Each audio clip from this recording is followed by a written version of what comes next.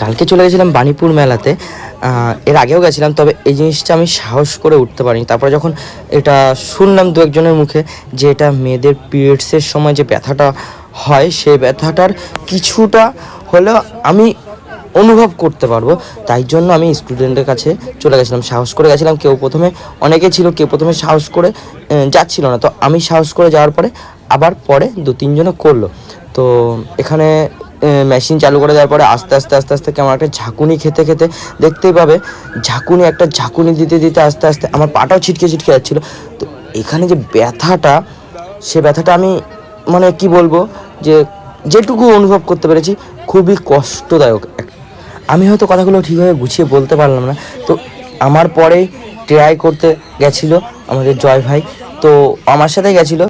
আমরা যে যতটুকু ব্যথা অনুভব করতে পেরেছি, সেটা হয়তো নারী জাতির যে ব্যথাটা হয় সেটার হয়তো 1%। দেখতে থাকুন ভিডিওটা।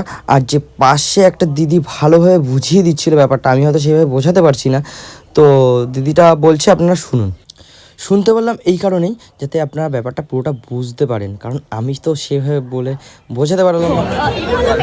সাইকেল যদি আমি দেখেছি একটা মেয়ে এখানে পিরিয়ড চলছে, তাহলে 5 থেকে 6 দিন ব্লিডিং চলে, 5 থেকে 6 দিন ব্লিডিং চলার পরে 14 দিনের মাথায় গিয়ে তার একটা ওভার কিংবা ওভার রিলিজ হয়।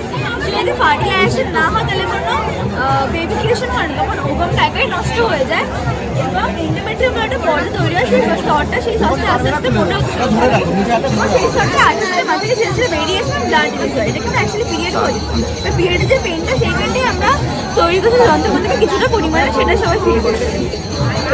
ভিডিওটা এই কারণেই করা যে সবাই বুঝুক, ছেলেরা, যে মেয়েদের ওই টাইমটা কেমনভাবে কষ্টটা হয়।